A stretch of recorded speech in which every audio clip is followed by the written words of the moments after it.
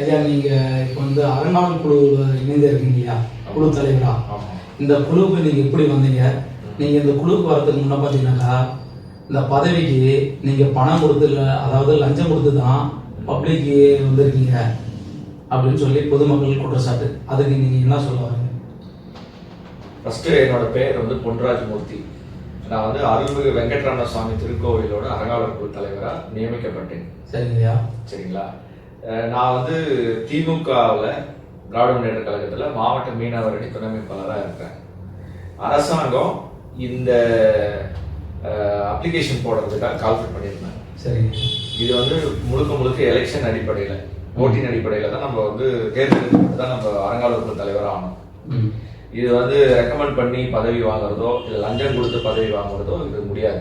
இல்லைங்க, யார் நீங்கள் அதாவது அப்ளிகேஷன் போட்டு நான் முறைப்படி தான் நான் பதவிக்கு வந்தேன்னு சொல்கிறீங்க.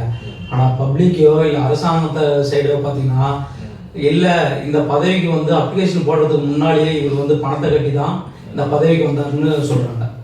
அதாவது இந்த அப்ளிகேஷன் போடும்போது இந்த அப்ளிகேஷன் நான் வந்து இந்த கோயிலுக்கு அருள்மிகு வெங்கட்ரமண சுவாமி திருக்கோவிலுக்கு அறங்காவலர் குழுவில் உறுப்பினராகவோ இல்லை தலைவராகவோ ஆகிறதுக்கு தகுதி படைச்சவன். அதுக்கு போலீஸ் வெரிஃபிகேஷன் லெட்டர்லாம் வாங்கி தான் நம்ம அப்ளை பண்ணணும். அதோட நாம்ஸ் பிரகாரம் தான் அப்ளை பண்ணணும். அப்ளை பண்ணும்போது நான் வந்து திராவிட முன்னேற்ற கழகத்தை கட்சியை சார்ந்தவர். எங்கள் மாவட்ட செயலாளர் திரு மதியழகன் அவர்களிடமும் எங்கள் ஒன்றிய கழக செயலாளர் திரு எகூர் டி செல்வம் அவர்களிடமும் அப்போ வந்து மாவட்ட அறங்காவலர் குழு தலைவர் ரஜினி செல்வம் அவர்களிடமும் நான் போய் கேட்குறேன், இந்த மாதிரி நான் அப்ளிகேஷன் போடுறேங்க அப்படின்னு.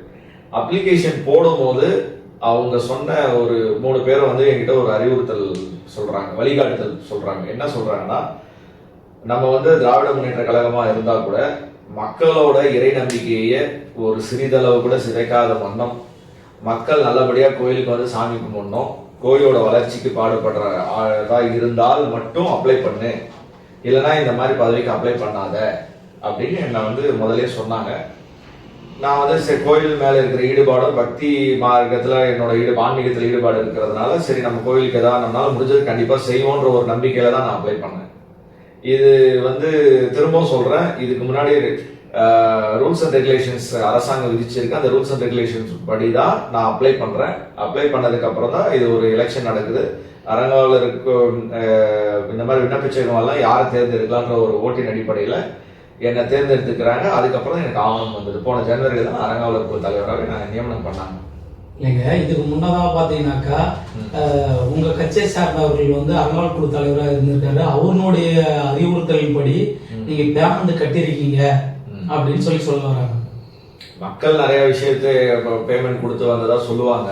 அதோட ஆதாரமா நிரூபிச்சா பாத்துக்கலாம். நம்ம அந்த மாதிரி எங்க கட்சியில எங்க மாவட்ட செயலாளரோட நிர்வாகம் அப்படிப்பட்ட நிர்வாகம் கிடையாது. தொடர்ச்சி அடுத்த கேள்விக்கு போகலாம். கோவில்ஸ்ல வந்து பாத்தீங்கன்னா கடத்தல் சம்பந்தமாக உங்களுக்கும் கோவில் பூசாரிக்கும் முரண்பாடு ஏற்பட்டதுனால தான் அவர் வந்து பாத்தீங்கன்னாக்கா பாய்சன் சாப்பிட்றாரு. பாய்சன் சாப்பிட்டு இதுக்கு காரணம் என்னன்னு கேட்கும் போது உங்களுக்கு 2 பேருக்குள்ள ஏற்பட்ட அந்த சில கடத்தல் முரண்பாடுகள் தான் நான் பண்ணிக்கிறேன் அப்படின்னு சொல்ல வர. அதுக்கு நீங்க என்ன சொல்றீங்க? அதாவது எங்களோட கோயில் பூசாரி வந்து பாத்தீங்கன்னா தற்காலிக பூசாரி. அவரோட பேர் வந்து பெருமாள். அவர் வந்து மருந்து ஒரு புரட்டாசி மாசம் 1 மாசம் மருந்து குடிச்சது உண்மை. அது சிலை கடத்தல் சம்பந்தமாக வந்த பிரச்சனைகள்லாம் அவர் வந்து மருந்து குடிக்கல. கோவிலோட செயல்பாட கேட்டு நாங்க வந்து ஒரு சில சோகாஸ் நோட்டீஸ் கொடுத்தோம். அது எதுக்காக கொடுத்தோம்னா, கோயில்ல வந்து கரெக்டா ஒரு கால பூஜை திட்டத்துல இந்த அருள்மிகு வெங்கட்ரமண சுவாமி திருக்கோயில் வந்து இருக்கு. ஐடிஎம்எஸ் கோடு வந்து பாத்தீங்கன்னா 6427. இந்த கோயில் வந்து ஒரு கால பூஜை திட்டத்தில் இருக்கும்போது இந்த அரசு அப்பாயிண்ட் பண்ண தற்காலிக பூஜாரியான பெருமாள் அவர்கள் அரசு சார்பில் ஊதியம் வாங்குறார். ஒரு நாளைக்கு 56 ரூபாய் விகிதம் பூஜை செலவுகளுக்குன்னு சொல்லிட்டு அது தனியா ஒரு அமௌண்ட் கொடுக்கப்படுது கோயில பூஜை செய்யறவங்களுக்கு. அப்படி இருக்கும் பட்சத்தில் அவர் வந்து சரியான பூஜை பண்ணல. சரியா பூஜை பண்ணனா பூஜைக்கு வரதில்லை. கோயிலுக்கு காலையில 8 to 11 கம்பல்சரி கோயில் திறந்திருக்கணும் அப்படின்னு சொன்னா அவர் வந்து 9:30 மணி 10 மணிக்கு அவரோட வேலைகள் எல்லாம் முடிச்சுட்டு வந்து பூஜை பண்ணுவாரு. ஆனா பக்தர்கள் பெருமாள் கோயில்ல வந்து பாத்தீங்கன்னா எப்பவுமே வந்து காலையில சாமிக்கு வந்து சுப்பிரபாதம் பாடி சாமியை எழுப்புற ஐதீகம் இருக்கு. திருப்பதியெல்லாம் பாத்தீங்கன்னா அந்த உற்சவமே நடக்கும். அப்படிப்பட்ட ஒரு சம்பிரதாயம் இருக்கும் பட்சத்தில் பக்தர்கள் காலையிலேயே வந்து பூட்டின கோயில்ல வந்து கற்பூரம் ஏற்றி சாமி கும்பிட்டு வர வழக்கம் இருக்கு. இதை மாத்தணும், இந்த முறையை மாத்தணும். கோயில் வந்து சனிக்கிழமை கோயில் இல்ல புரட்டாசி மாசம் மட்டும் கும்பிடுற கோயில் கிடையாது. தினமும் காலையில ஒரு கால பூஜை திட்டத்துல சம்பளம் வாங்குற பூசாரி கோயில வந்து அர்ச்சனை பண்ணாதான் பக்தர்கள் வரும்போது சாமி கும்பிட முடியும். ஏன்னா இது காட்டு பகுதியில இருக்கு, மலை மேல இருக்கு, மலையை சார்ந்த பகுதி, ரிசர்வ் ஃபாரஸ்ட்ல இருக்குது நம்ம கோயில். இந்த கோயிலுக்கு பக்தர்கள் வரும்போது பாம்பு எவ்வளோ இடர்பாடுகளுக்கு இடையில தான், இயற்கை சீற்றங்களுக்கு இடையில தான் சாமி கும்பிட வராங்க. ஒரு அடிப்படை ஃபெசிலிட்டிஸ் இந்த கோயிலுக்கு இல்ல, கிடையாது. அதை மீறி பக்தி மார்க்கத்தோட பக்தியோட பக்தர்கள் வரவங்க வரும்போது மேல ஏறி வரவங்க சாமி பார்க்க முடியாத ஒரு சூழ்நிலை. அதே போல ரெண்டாவது காரணம் என்ன, சோகாஸ் நோட்டீஸ் கொடுத்ததுக்கு ரெண்டாவது காரணம் என்னன்னா, நீங்க கேட்டீங்களே சில கடத்தல் கோயிலோட என்ன, நான் வந்து பொறுப்பு அறங்காவலர் குழு பொறுப்பேற்றதுக்கு அப்புறம் என்கிட்ட இதெல்லாம் கோயிலோட ஒரு சாத்துப்பிடிகள் நகைகள் இருக்குது, சாமிக்கு அலங்காரம் பண்ண நகைகள் இருக்குது, இவ்வளவு வந்து பாத்திர பண்டங்கள் இருக்குது, வடப்பள்ளியில பாத்திர பண்டங்கள் இருக்கு, மணி இத்தனை இருக்கு, தட்டு இத்தனை இருக்கு, கோயில் கண்மலர் இருக்குது, இத மாதிரி எல்லாத்தோட ஸ்டாக் ரெஜிஸ்டர் என்கிட்ட கொடுக்கணும் அரசாங்கம். என்கிட்ட முறையா நீங்க பொறுப்பேற்ற இதுவரையும் கொடுக்கலீங்களா? இல்ல, அந்த ஸ்டாக் ரெஜிஸ்டர் வந்து அரசு அதிகாரி வெங்கடாச்சலம் ஆய்வாளர் அவர் வந்து என்ன சொல்றாருன்னா, புதுசா பொறுப்புக்கு வந்திருக்கிற அறங்காவலர் குழுவினரிடம் நீங்க எல்லாத்தையும் ஒப்படைச்சிட்டு அறங்காவலர் குழு என்ன முடிவு பண்ணுதோ அது மாதிரி நீங்க வந்து ஏற்பாடு பண்ணிக்கங்க பூசாரின்னு சொல்றாங்க. இதுவரையிலும் பாத்தீங்கன்னாக்கா இந்த நகை கோயில் சம்பந்தப்பட்ட பொருட்கள் எல்லாருமே அறங்காவலர் குழு கிட்ட இருக்குங்களா, இல்ல கோயில் பூசாரி கிட்ட இருக்குங்களா, இல்ல ஆய்வாளர் கிட்ட இருக்குங்களா? இதுக்கு நான் பதவி காலத்துக்கு முன்னாடி பூசாரி அல்லாத இந்த கோயில் சம்பந்தமே இல்லாத ஒரு தனிநபர், ஒரு குறிப்பிட்ட சமூகத்தினரிடம், குறிப்பிட்ட அதாவது சிங்காரப்பேட்டை ஊராட்சி இல்ல மிட்டப்பள்ளி ஊராட்சின்றது பல தரப்பட்ட மக்கள் இருக்காங்க, அனைத்து சமூகத்தினரும் இருக்கிறாங்க.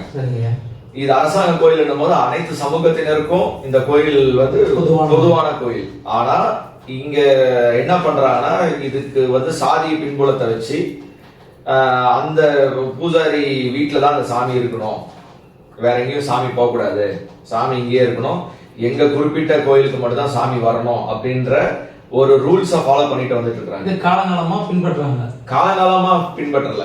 இதே வந்து எல்லா கோயிலுக்கும் போன சாமிய சமீப காலமா 10 வருஷத்துக்கு முன்னாடி இந்த பூசாரிங்க நிறுத்தி வச்சிருக்காங்க.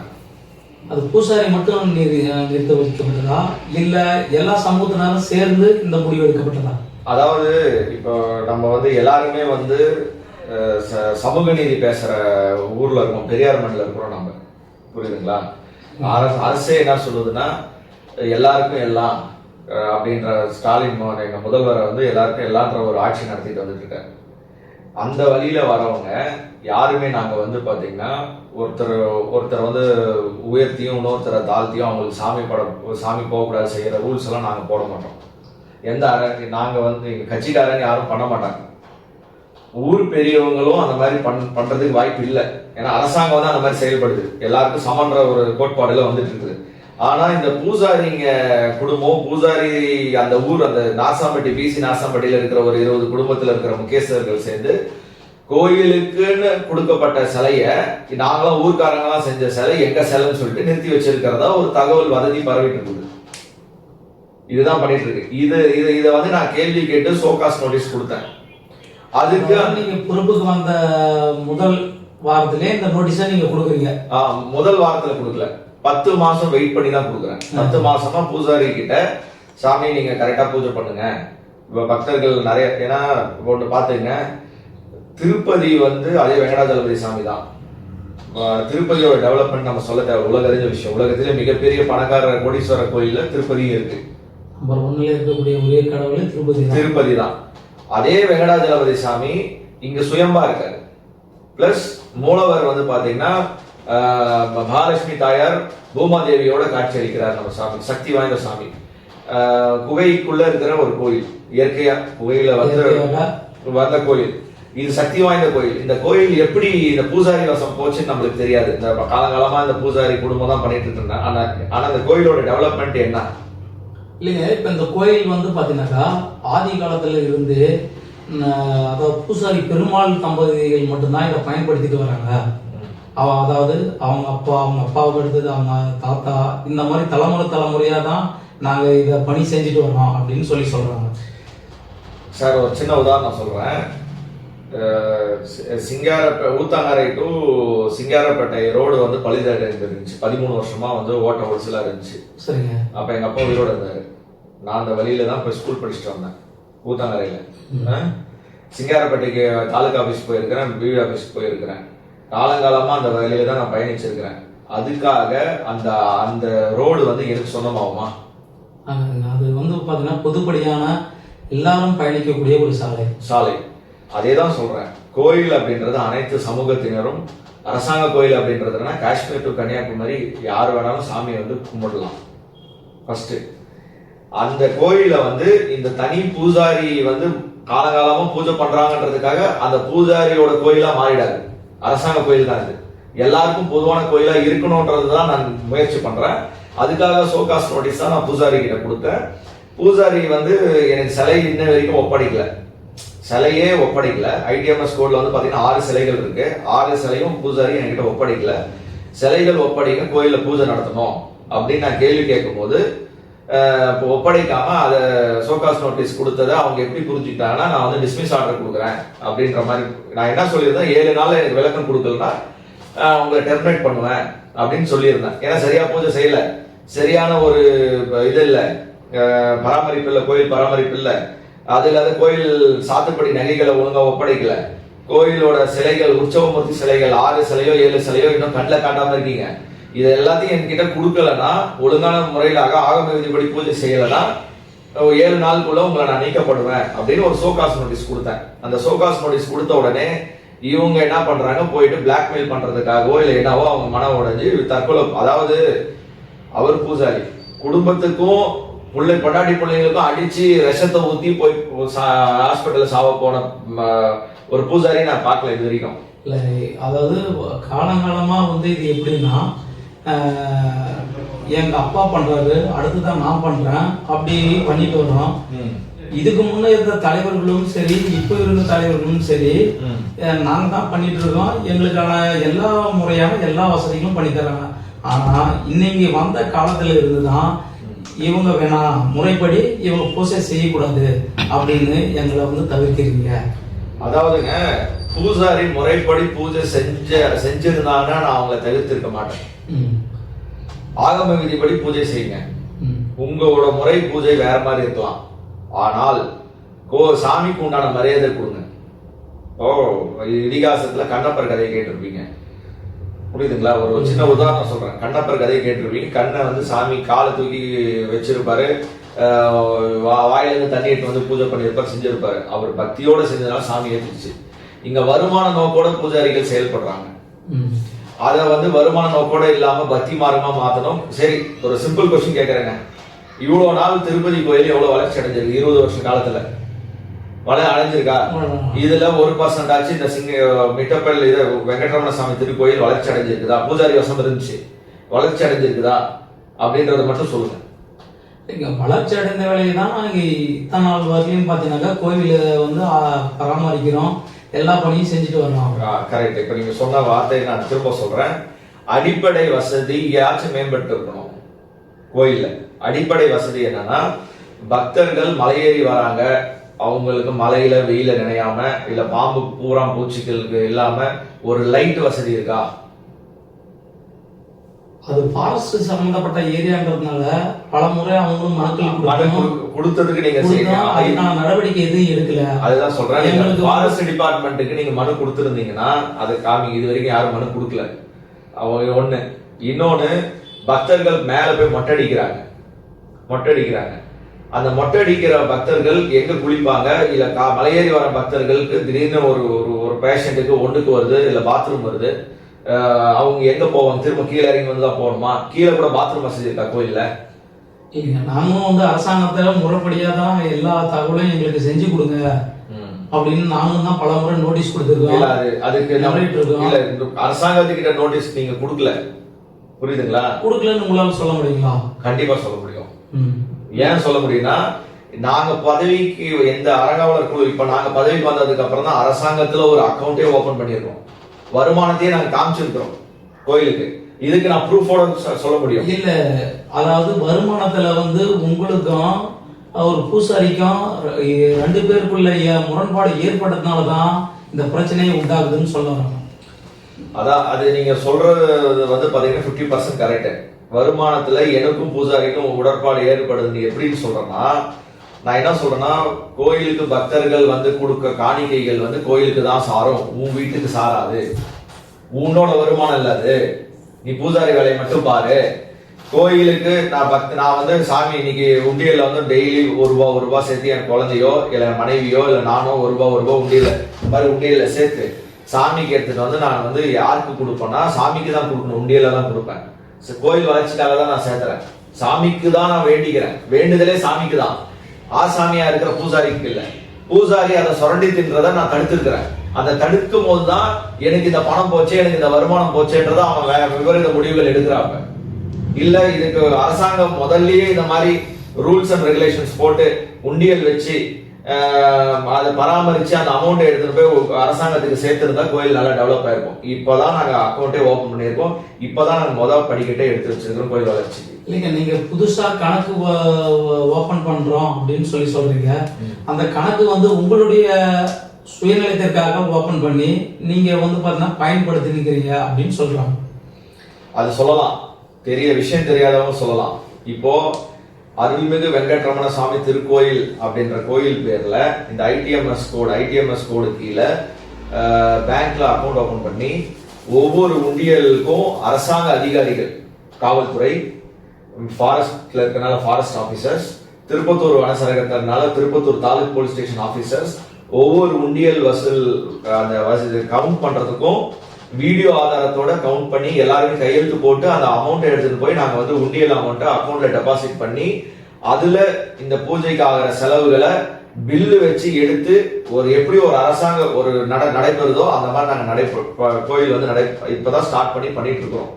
இல்ல, நீங்க முழுக்க பாத்தீங்கன்னா அறங்காவல்துறை ஆய்வாளர் உதவி விடணும், காவல்துறை உடனே விடணும். நீங்க வந்து பாத்தீங்கன்னா இப்போ சமீப காலத்துல நடந்த புரட்டாசி மாசம் விழாவில் இருந்து நீங்க புதுசா கணக்கு வங்கியில ஓபன் பண்ணிருக்குன்னு சொல்லி உங்களுடைய சொந்த செலவிற்காக இதை எல்லாத்தையும் பயன்படுத்தி இருக்கீங்க அப்படின்னு சொல்ல வராங்க. அதாவது ஆதாரமற்ற குற்றச்சாட்டு யார் வேணாலும் சொல்லலாங்க. நான் வந்து இப்போ பகிரங்கமா சொல்றேன். இப்ப இன்னைக்கு இது அறநிலைத்துறை அதிகாரி கிட்ட ஒவ்வொரு உண்டியல் ரிப்போர்ட்டும் போயிருக்கு. இதுக்கு எல்லாத்துக்கும் ஆவணம் இருக்கு, ரெக்கார்டு இருக்கு. சரி, அரசாங்கம் உண்டியல் வச்சு உண்டியல்ல காசு வந்ததுனால பூசாரி இந்த மாதிரி விபரீத முடிவு எடுக்கிறாரு அப்படின்னு நீங்க சொல்றீங்க இல்லையா? இப்ப பூசாரி வந்து அரசு சொல்ற உத்தரவாதத்தை மீறி தனிப்பட்ட நபர் உண்டியல் வச்சு வசூல் பண்ணிட்டு இருக்காரு. அதுக்கு ஆதாரம் இருக்கு. நாங்க அறங்காவலர் குழுவா சொல்றோம், வேணாங்க உண்டியல் வைக்காதீங்க, அரசை மீறி உண்டியல் வைக்காதீங்க, அது தவறு அப்படின்னு சொன்னாலும் உண்டியல் துணி கட்டி குடத்துல உண்டியல் வசூல் பண்ணிட்டு இருக்காரு. இப்ப இருக்கிற பூசாரி வசூல் பண்ணிட்டு இருக்காரு. நாங்க அந்த வசூல் பண்ற பணத்தை வந்து கோவிலுக்காக தான் பயன்படுத்திட்டு இருக்கோம். அதாவது பேங்க் இருக்குங்க, இந்தியன் பேங்க் இருக்கு. இந்தியன் பேங்க் ஒரு சட்டத்திட்டத்துக்குள்ள உங்ககிட்ட அமௌண்ட் வாங்கி சேவிங் கணக்குல வச்சு உங்களுக்கு தேவையான போது ஏடிஎம்ல நீங்க எடுக்கிறதுக்கு உதவுது. இப்போ பூசாரி எந்த கணக்கு, நான் தான் அருள்மிகு வெங்கட்ரமண சுவாமி திருக்கோயில் ஐடிஎம்எஸ் கோட்ல அக்கௌண்ட் கிரியேட் பண்ணி அதில் போட்டிருக்கோம். இந்த உண்டியல் வசூல் என்னைக்கு போய் அவர் டெபாசிட் பண்ணியிருக்கிறாருன்றத ஒரு ஆவணம் கொடுக்க முடியுமா உங்களால? இல்லைங்க, தொடர்ச்சியா பாத்தீங்கன்னா ஆய்வாளர்கிட்ட எல்லா வருஷமும் எல்லா வாரமும் எல்லா கிழமையிலும் நடக்கிற பூஜையினுடைய வருமானத்தில் எல்லாமே ஆய்வாளர்கிட்ட கொடுத்துருக்குன்னு அவங்க சொல்றாங்க.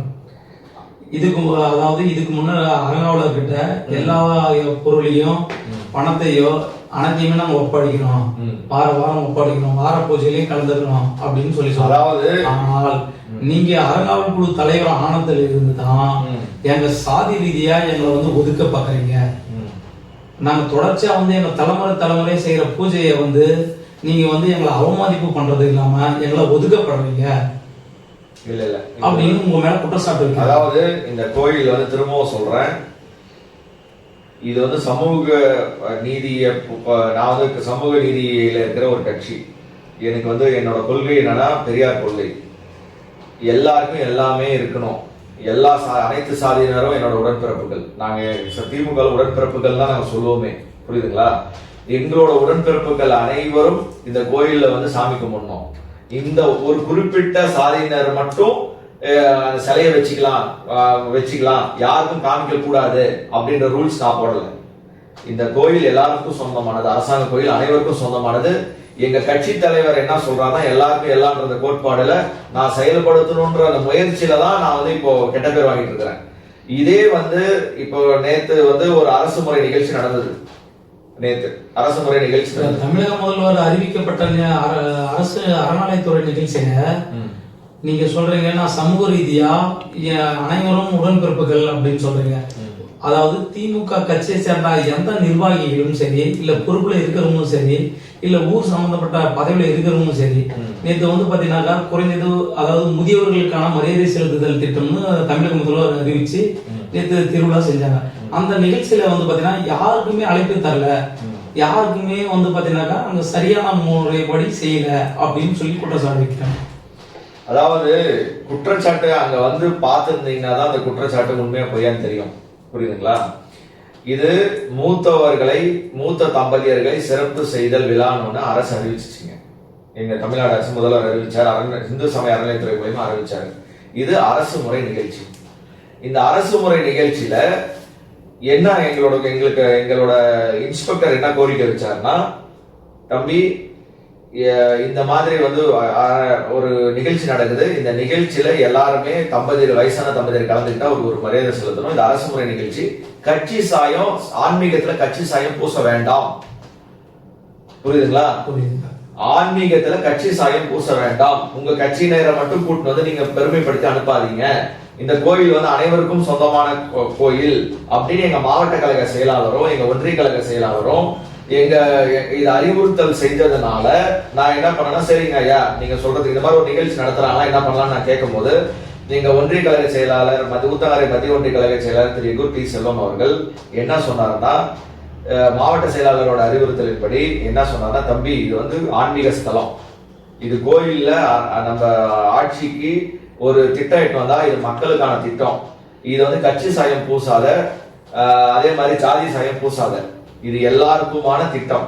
எல்லா சமூகத்தினரையும் 70 வயசுக்கும் மேற்பட்டவர் இருக்கிறாங்க, அந்த தம்பதியர்களை வர வச்சு நீங்க வந்து சிறப்பான ஒரு பூஜை செய்யுங்க, நல்லபடியா செய்யுங்கன்னு மட்டும் தான் சொன்னாங்க. அந்த பூஜையில உங்களுக்கு உரியவர்களுக்கு மட்டுமே நீங்க அழைப்பு கொடுத்து நீங்க அந்த பூஜையில கலந்து சொல்லி நீங்க அழைப்பு தனிப்பட்ட முறையில கொடுத்திருக்கீங்க, அறங்காவலர் குழு சார்பா கொடுக்காம இல்ல. இது வந்து அறங்காவலர் குழு சார்பா அரசு நிகழ்ச்சின்னும் போது நாங்க வந்து தனியா செயல்பட முடியாது ஒண்ணு. இன்னொன்னு, இந்த இதுல வந்து பாத்தீங்கன்னா அனைத்து சமூகத்தினரும் கலந்துக்கணும் அப்படின்றதுக்காக புலியானூர் இருந்து ஒரு தம்பதியர், அந்த மாதிரி எல்லா ஊர்ல இருக்கிற இந்த சிங்காரப்பேட்டை ஊராட்சியில இருக்கிற மோஸ்ட்லி மூத்த தம்பதியர்கள் அத்தனை பேரையும் போய் அப்ரோச் பண்ணி அவங்களால வர முடிஞ்ச 10 தம்பதியர்களை மட்டும் தான் நாங்க வர வச்சிருக்கோம். அதுல ஏழை எளியோரும் இருக்கிறாங்க, கோயில் இறைப்பணி செஞ்சவங்களும் இருக்கிறாங்க. இதுக்கு முன்னாடி எல்லா சமூகத்திலும் கலந்துதான் இருக்காங்க. அதுல ஒரு என்ன பிரச்சனை நடந்துச்சுன்னா, இந்த கோயில் பூசாரிகள் என்ன சொன்னாங்கன்னா, நீங்க இந்த கோயில்ல எல்லா சமூகத்தினரும் இந்த கோயில் ஆண்ட வந்து நீங்க மரியாதை செலுத்துறீங்க, எங்களை கேட்டு இந்த அரசு நிகழ்ச்சி நடந்துச்சா? கோயில் பூசாரியோட கேள்வி என்ன இருந்துச்சுன்னா, நான் வந்து சொல்றேன், ஐயா இந்த மாதிரி பூஜை நடக்குது, மரியாதை செய்யறோம், இது மாதிரி எல்லா மக்களும் வராங்க, சிங்காரப்பட்டு எல்லா மக்களும் வராங்க, கொஞ்சம் தயவு செஞ்சு கோயில் உற்சவமூர்த்தி சிலை வைங்க, மக்களால ஏற முடியாது, மலை மேல இருக்குது நம்ம மூலவர், ஏற முடியாது, அதனால நீங்க வந்து சிலையை எடுத்து வந்து வைங்க அப்படின்னு சொல்லும் போது பூசாரி 2 கேள்வி எழுப்புறாரு. பெருமாள் அப்படின்றவர் என்ன எழுப்புறாரு, நீங்க அனைத்து சாதியினரையும் கூட்டு வந்து நீங்க மரியாதை செலுத்தினீங்கன்னா நான் உற்சவ சிலை கொடுக்க மாட்டேன் அப்படின்னு ஒரு வாதத்தை வைக்கிறாரு. இன்னொரு வாதம் என்னன்னா, அது என்னங்க பெரிய அரசாங்கம், அது என்னங்க பெரிய அறநிலையத்துறை, அது என்னங்க பெரிய சிஎம், எங்க கிட்ட சொன்னீங்களா, எங்களை கேட்காம எப்படிங்க இந்த நிகழ்ச்சி நீங்க நடத்தலாம்? ஒரு அரசாங்க நிகழ்ச்சி, ஒரு புரிதல் இல்ல அவருக்கு. ஒரு அரசாங்க நிகழ்ச்சி நடத்துது, அரசு கோயில்ல அரசாங்க நிகழ்ச்சி நடக்குது, அதுக்கு எந்த ஒத்துழைப்பும் கிடையாது. நான் ஒரு நேற்று வீடியோ கூட போட்டிருந்தேன் நான் குரூப்ல, எங்க கோயில் குரூப்ல, ஆன்மீக குரூப்ல, அதே மாதிரி சிங்காரப்பேட்டை நகரத்துல மாவட்ட செயலாளர் அந்த இதுல போட்டிருப்பேன்.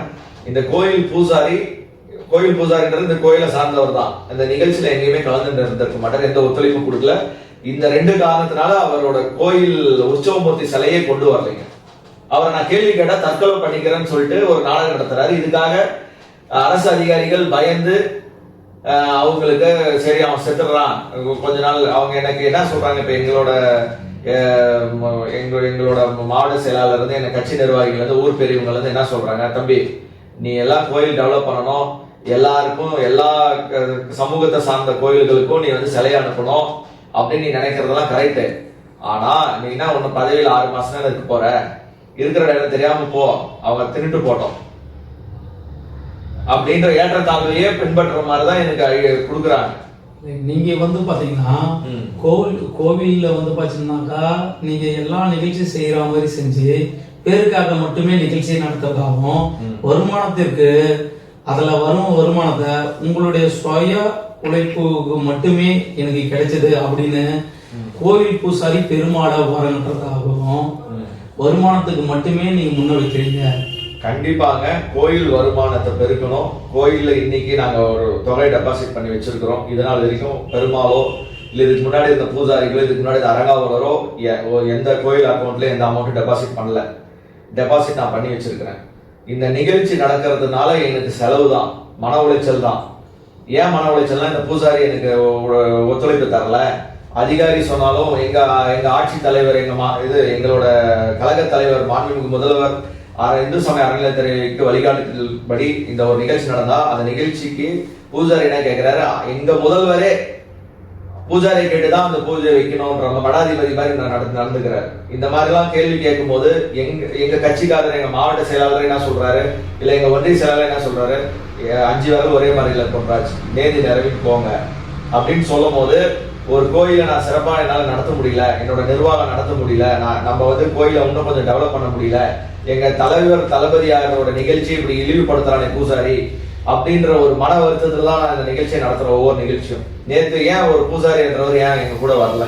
இந்த நிகழ்ச்சியை நடத்திருக்கீங்க, இந்த நிகழ்ச்சிக்கு ஏன் நீங்க மற்றவங்களுக்கு யாருக்கு அழைப்பு கொடுக்கல? கட்சி ரீதியாவோ இல்ல சமூக ரீதியாவோ மற்றவங்களுக்கு? சமூக ரீதியா எல்லாருக்கும் அழைப்பு கொடுத்துருங்க, எல்லா சமூகத்தினருக்கும் அழைப்பு கொடுத்துருக்கேன். கட்சி ரீதியா நான் அழைப்பு கொடுக்கல. ஏன்னா எங்க மாவட்ட கழக செயலாளரோ எங்க ஒன்றிய கழக செயலாளரும் நம்ம தலைவரோட ஆட்சி எல்லாருக்கும் எல்லாம் கிடைக்கணும் அப்படின்ற ஆட்சி பொன்ராஜ். இதுல நம்ம கட்சிக்காரர்களை மட்டும் கூப்பிட்டு வந்து ஆன்மீகத்துக்கு கட்சி சாயம் பூசாதீங்க, அனைத்து சமூகத்தினரையும் கூப்பிட்டு எல்லாத்தையும் கௌரவிங்கன்ற எங்க மாவட்ட கழக செயலாளரும் எங்க ஒன்றிய கழக செயலாளரும் சொன்னதை நான் கீழ்ப்படிந்து அறநிலைத்துறை அதிகாரி கிட்ட கேட்டு அவர் என்ன முன்மொழிகிறாரோ அதை நான் வந்து நாங்க இம்ப்ளிமெண்ட் பண்ணோம். இப்போ கோவிலினுடைய சிலை பார்த்தீங்கன்னா இருக்குன்னு சொல்றீங்க, சிலை விற்கப்பட்டதா இல்ல அறங்காவல்துறை குழு கிட்ட இருக்கா, இல்ல ஆய்வாளர் கிட்ட இருக்கா, இல்ல பூசாரி கிட்ட இருக்கா? ஆய்வாளர் கிட்டயும் இல்ல, ஏசி கிட்டயும் இல்ல, அதாவது உதவி ஆணையர் கிட்டயும் இல்ல, இன்ஸ்பெக்டர் கிட்டயும் இல்ல, ஆய்வாளர் கிட்டயும் இல்ல, அறங்காவலர் குழு கிட்டயும் இந்த சிலை கிடையாது, பூசாரி கிட்டயும் இந்த சிலை கிடையாது. கோயில் பூசாரி அதாவது குழு, அந்த கோவில வந்து நிர்வாகம் பார்க்கறது குழு தலைவர், அதுக்கு அடுத்துதான் ஆய்வாளர். இப்ப ஆய்வாளர் கிட்டையும் இல்ல, குழு தலைவர் கிட்டையும் இல்ல, கோவில் பூசாரி கிட்டையும் இல்ல, நம்ம சிலை விற்கப்பட்டதா? அதுதான் எனக்கு மிகப்பெரிய கேள்வியா இருக்கு. நான் வந்து பதவிக்கு வந்த காலத்துல இருந்து நான் அதை வந்து நான் கேட்டு இருக்கிறேன், கோயில் சிலை என்னாச்சு? இப்போ ஐயா பதவிக்கு வந்து எவ்வளவு நாள் ஆகுது? 11 மாசம். 11 மாசத்துல கோவிலினுடைய அனைத்து பொருட்களும் உங்க கையில பதவி ஏற்பதற்கு முன்னா உங்ககிட்ட கொடுத்தாங்களா? கொடுக்கல. அப்புறம் எப்படி நீங்க இந்த கோவில் நிர்வாகத்தை பயன்படுத்தினீங்க? கரெக்டா, என்னால நிர்வாகம் கரெக்டா நம்ம ஒரு நிர்வாகம்ன்றது இப்போ நான் தான் சொல்றேனே, என்னோட கோட்பாடு இந்த கோயில் எப்படி முன்னிறுத்தணும்னு நான் நினைச்சேன்னா, இந்த அரசாங்க கோயில் திருப்பதி மாதிரி இல்லைனாலும் ஒரு சின்ன லெவல்லையாச்சும் ஒரு டெவலப்மெண்ட் இருக்கணும். திருப்பதியில் நடக்கிற எல்லா உற்சவமும் இங்க நடக்கணும், எல்லா மக்களும் வந்து சாமி கும்பிடணும், டெய்லி சாமி கும்பிடணும், அன்னதானம் போடணும், கோயிலுக்கு வந்து முன்ன டெவலப் பண்ணிட்டு போகணுன்ற ஒரு என் பதவி காலத்தை டெவலப் பண்ணணும். எனக்கு ஒரு யோசனை. எங்க குழுக்கு, எனக்கு மட்டும் இல்லை, எங்க அறங்காவலர் குழு, எங்க அறங்காவலர் குழுன்றது நாங்க 3 பேர் சேர்ந்த குழு, 3 பேர் சேர்ந்த குழு, நான் மட்டும் கிடையாதுங்க. திருப்பதி திருப்பதின்னு சொல்லிட்டு அவரு, ராதா இளமலைன்னு ஒருத்தங்க, நான் 3 பேரும். இந்த அறங்காவலர் குழுல பாத்தீங்கன்னா நீங்க தலைவரா இருக்கிறதுனால உங்களுக்கு சம்பந்தப்பட்டவர், அதாவது உங்களுக்கு கீழே நீங்க சொல்றதை கேட்டு செய்யறவங்க மட்டுமே நீங்க செலக்ட் பண்ணி போட்டுக்கணும் சொல்லி சொல்றாங்க. அதாவது ஒரு தலைவரா வந்துட்டு எங்க உறுப்பினர்கிட்ட இப்படி பண்ணலாம் அப்படி பண்ணலாம் நான் சொல்ற ஒரு வைக்கிற கோரிக்கைகளை அவங்க ஏத்துட்டு அது கரெக்டான கோரிக்கையா இருக்கிறதுனால என் கூட செயல்படுறாங்க. புரியுதுங்களா? இது வரையிலுமே பாத்தீங்கன்னாக்கா நீங்க எந்த ஒரு தகவலுமே அவங்க கிட்ட ஷேர் பண்ணல. பேருக்காக மட்டும் இன்னைக்கு இந்த நிகழ்வு இருக்கு வந்துருங்க, அந்த கடைசி கட்ட நேரத்துல மட்டும்தான் நீங்க உங்களுக்கு தகவல் சொல்றீங்களா? பேனா இப்ப நீங்க நான் கேட்டதுனால பேனா கொடுத்துட்டீங்க. அப்ப நீங்க என் கேட்டுதான் நீங்க என் கீழே ஆட்டி வைக்கிற பொம்மையா நீங்க? இல்ல இல்ல இல்ல இதுதான் இதுதான் சொல்றேன். இதுதான் ஒரு டிஃபரன்ஸ் உங்களுக்கு நான் சொல்றது. இல்லைங்க. இப்ப அதாவது பாத்தீங்கன்னா உங்களுக்கு வந்து அவங்க உங்களுக்கு கீழே வேலை செய்யணும், நீங்க சொல்றதா செஞ்சுக்கணும். ஆமா நான் இதைதான் செஞ்சேன் அப்படின்னு சொன்னாக்கா ஆமா இதைதான் செஞ்சார் தலைவர் அப்படின்னு சொல்றதுக்காக மட்டும்தான். இப்படி சொல்றதுக்காக நம்ம எதுவும் செய்யலைங்க. திரும்பவும் சொல்றேன், இது இப்படி சொல்லணும் இப்படி செய்யணும்ன்றதுக்காக இல்ல. நீங்க இப்ப நீங்க பேட்டி எடுக்கிறீங்க, நீங்க வந்து கோயிலுக்கு வாங்க, ஃபர்ஸ்ட் கோயிலுக்கு வாங்க, அங்க என்னென்ன பிரச்சனைகள் இருக்குன்னு பாருங்க முதல்ல. இப்போ யாருமே மலை மேல ஏறி வரல. இப்ப அந்த பூசாரி மருந்து குடிச்சாருன்னு ஒரு கொஸ்டின் கேட்டீங்கல்ல, பூசாரி மருந்து குடிச்சதுக்கு அப்புறம் இல்ல மருந்து குடிக்கிறதுக்கு முன்னாடியோ ஒரு அறநிலைத்துறை அதிகாரி மேல வரணும். ஒரு பிரச்சனை நடந்துருச்சு, கண்டிப்பா மேல வரணும். மாவட்ட ஆட்சியர் இதுல வந்தாரு. அதுக்கப்புறம் வந்து இன்னொரு ஒரு பிரச்சனை நடந்தது. சோ இது மாதிரி பிரச்சனை எல்லாம் நாங்க அறங்காவலர் குழுவா எங்களோட விழா குழுவினரோட சேர்ந்து, விழா குழுவினர்னா வாலண்டியர்ஸ், நாங்க தனியா அப்பாயின்ட் பண்ணல. கோயிலுக்கு இப்ப இன்னைக்கு கோயிலுக்கு வந்தீங்கன்னா ஒருத்தர் பெருக்கிட்டு இருப்பாரு, என்னோட சாமின்னு பெருக்கிட்டு இருப்பாரு, என்னோட சாமின்னு இது பண்ணிட்டு இருப்பாரு, ஒருத்தர் சுத்தம் பண்ணிட்டு இருப்பாரு. அவங்க எல்லாருமே விழா குழுவினர் நான் சொல்றது. அவங்க கிட்ட தான் நான் பேச முடியும். அவங்க தான் ஈடுபாடோட கோயிலுக்கு வராங்க. மத்தவங்க எல்லாம் என்ன பண்றாங்கன்னா யாரோ சொல்றதை கேட்டு எந்த விசாரணையுமே பண்ணாம என்ன நடக்குதுன்னே தெரியாம ஒரு விஷயத்த வந்து ரூமர்ஸ் எல்லாம் பரப்பிட்டு இருக்காங்களே தவிர, இப்ப நீங்க கேக்குறீங்க இல்லையா, அந்த மாதிரி இந்த மாதிரி என்ன எங்க ஆக்சுவல் என்ன நடக்குதுன்றதே தெரியாம பேசிட்டு இருக்கிறாங்க. தொடர்ச்சியா வந்து பாத்தீங்கன்னாக்கா நீங்க கோவில் அறங்காவலர் தலைவராகி 11 மாசம் ஆகுது. 11 மாசத்துல பாத்தீங்கன்னா தொடர்ந்து பிரச்சனைகளே தான் சம்பவத்தை முன்வைக்கிறீங்க. என்ன காரணம்னா இந்த கோவிலினுடைய பூசாரியே வேணாம் அப்படின்னு அவர் புறக்கணிக்கிறதுக்காக தான் நீங்க எல்லா வேலையும் செஞ்சுட்டு வரீங்க அப்படின்ற ஒரு தகவல். அது வந்து நீங்க சொல்றது வந்து எப்படின்னா, நான் ஒரு இப்ப என்னோட ஆபீஸ்ல என்னோட ஆபீஸ்ல ஒரு எம்ப்ளாயி வந்து தொடர்ச்சியா வந்து டைமுக்கு வர மாட்டேன்றாரு, ஒழுங்கான பிசினஸ் கொடுக்க மாட்டேன்றாரு, வேலையை செய்ய மாட்டேன்றாரு. இதனால வந்து என்னோட கஸ்டமர் வந்து 4 கஸ்டமர் போது லாஸ் ஆகுது. அப்படின்ற பட்சத்துல நான் என்ன எடுப்பேன்னா, தம்பி நீ ஒழுங்கா வேலைக்கு வந்தா வா, இல்லாட்டி விட்டுட்டு நான் வேற ஆளை போட்டுக்கிறேன்னு நான் சொல்லுவேன். இதுதான் நடைமுறை. அதே மாதிரிதான் கோயில் நிர்வாகத்திலையும் காலையில 8 பக்தர்கள் வர சமயத்துல கோயில் இருங்க, ஒரு கால பொது திட்டத்துல இருங்க, 8 to 11 கம்பல்சரி இருங்க. சாமிக்கு ஒழுங்கா முறைப்படி அபிஷேகம் பண்ணுங்க, நிவேதனம் பண்ணுங்க, கோயில சுத்தபத்தமா வச்சுக்கோங்க. சொனை இருக்குது, சொனையை அப்பப்ப கிளீன் பண்ணுங்க, டேங்க் அப்பப்ப கிளீன் பண்ணுங்க, கோயில குப்பை குளமா வச்சுக்காதீங்க, சாமி முன்னாடி வேஷ்டியை மடக்கி கட்டின்னு பூஜை பண்ணாதீங்க, பீடத்து மேல அபிஷேகம் பண்ணி அலங்காரம் பண்ணதுக்கு அப்புறம் பீடத்து மேல கால் வச்சு ஏறாதீங்க.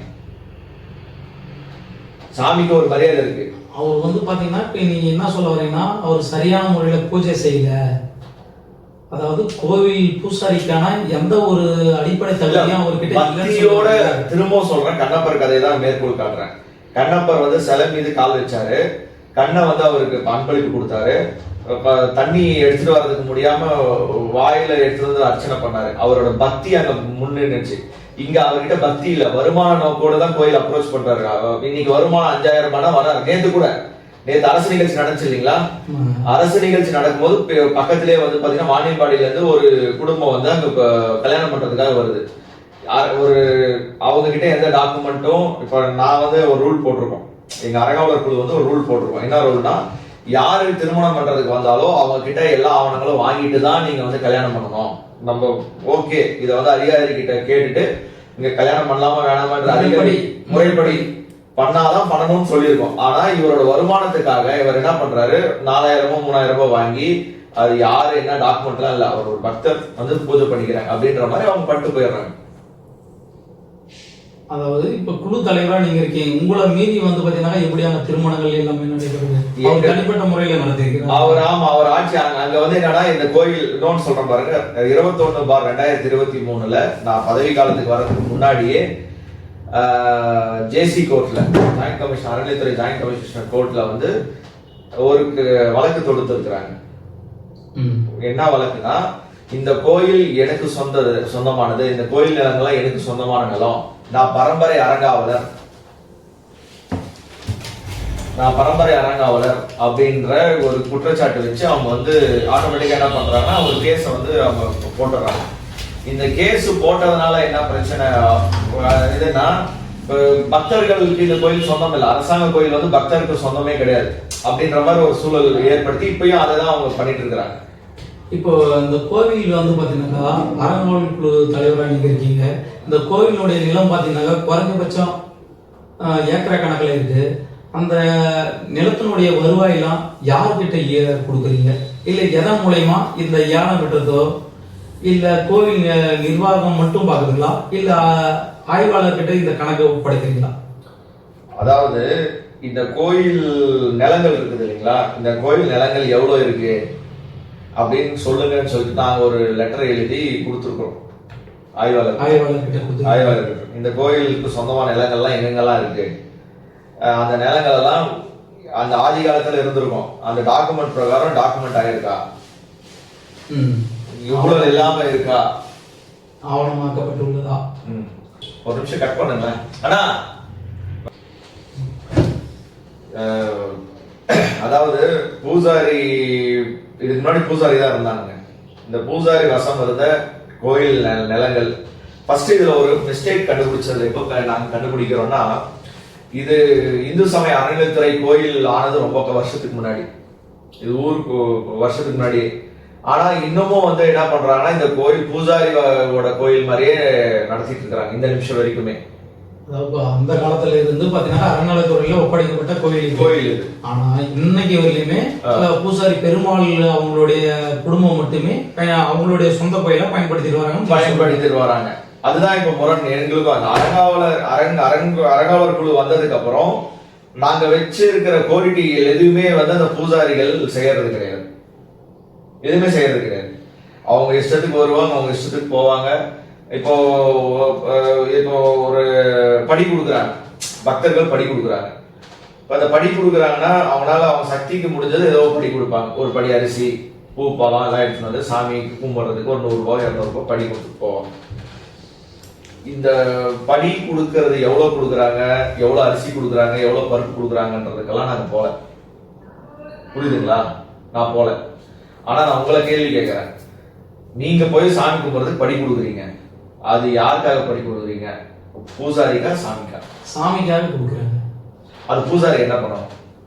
பூசாரி அதை வாங்கி சாமிக்கான அதை என்ன செய்யணுமோ சாமிக்காக படைக்கிறதோ இல்ல வச்சு கும்பிடுறதோ இல்ல பப்ளிக் பயன்பாட்டுக்கு தரணும். இப்ப இந்த படி கொடுக்கறதுக்குன்னு ஒரு சார்ஜ் நான் தரம்னா முடிஞ்சது ஏற்றது தரீங்கல்ல, அது யாருக்கு சொன்னோம்? கோவிலுக்கு தான் சொன்னோம். நல்லா திரும்ப கேட்கிறேன், கோவிலுக்கா அர்ச்சகருக்கா? கோவிலுக்கு தான் சொன்னோம். இந்த நிமிஷம் வரைக்கும் நாங்க இது வரைக்கும் அந்த படி கொடுக்குற காசு யார் எவ்வளவு கொடுக்குறாங்க, என்ன கொடுக்குறாங்க, ஏது கொடுக்குறாங்கன்றதுக்குள்ள நாங்க போல. அவங்க தனிப்பட்ட வருமானத்தை நீங்க எதுவும் கேட்கல. தட்டுல எவ்வளவு உழுதோ அந்த காசை நாங்க கேட்கல, எங்க நிர்வாகம் கேட்கல. இந்த அரிசி பருப்பு தராங்க பாத்தீங்களா, இந்த அரிசி பருப்பெல்லாம் பூசாரிகள் வீட்டுக்கு எடுத்துட்டு போறாங்க. இதே நம்ம கோயில்ல டெய்லி நிவேதனம் பண்றோம், சாமிக்கு நிவேதனம் பண்றோம், வரவங்களுக்கு பொங்கல் கொடுக்கணும், இல்ல ஒரு அன்னதானம் பண்ணணும், செய்யணும். அதுக்காக வந்து இந்த அரிசியை பாங்கு பண்ணி வைக்கணும்ன்ற எண்ணம்லாம் எங்களுக்கு அறங்காவலர் குழுக்கு இருந்தாலும், எனக்கும் திருப்பதிக்கும் இவருக்கும் இருந்தாலும் பூசாரியா அதுக்கு உடன்படல. இது எங்களுக்குன்னு வந்த அரிசி, எங்களுக்குன்னு வந்த இதுன்னு சொல்லிட்டு வீட்டுக்கு எடுத்துட்டு போயிடுறாங்க. புரியுதுங்களா? ஒருத்தர் வந்து மணி வைக்கிறாங்க, கோயில் மணி இருக்கு இல்லைங்களா, மணி வந்து வேண்டுதலுக்காக மணி வைக்கிறாங்க, பயன்படுத்துறாங்க. அந்த மணி வந்து இன்ன வரைக்கும் எனக்கு அவர் வந்து வச்சுட்டு போனவரே என்கிட்ட சொல்லிட்டாரு, ஒரு பக்தர். அந்த மணி இன்ன வரைக்கும் ஒரு ஒண்ணு இன்ஸ்பெக்டர்கிட்ட ஒப்படைச்சிருக்கணும், இல்லாட்டி அறங்காவலர் குழுக்கிட்ட ஒப்படைச்சிருக்கணும். அது ஏன்னா அந்த ரெஜிஸ்டர் இருக்கு, அந்த ரெஜிஸ்டர் நாங்க எழுதணும். அந்த இன்ன வரைக்கும் அந்த மணி ஒப்படைக்கலாம். இது மாதிரி நிறைய குற்றச்சாட்டுகள் நம்ம வைக்கலாம். நாங்க அதுக்குள்ளலாம் போல, நல்லா புரிஞ்சுக்கங்க, அந்த குற்றச்சாட்டுக்குள்ளலாம் போல. நாங்க கேட்கறது, நாங்க புதுசா பொறுப்புக்கு வந்திருக்கோம், எங்களுக்கு கோயில்ல என்னென்ன இருக்குன்றது ஒப்படைங்க. உற்சவ சிலையா, நகைகளா, என்ன இருக்குன்றது எனக்கு ஒப்படைங்க.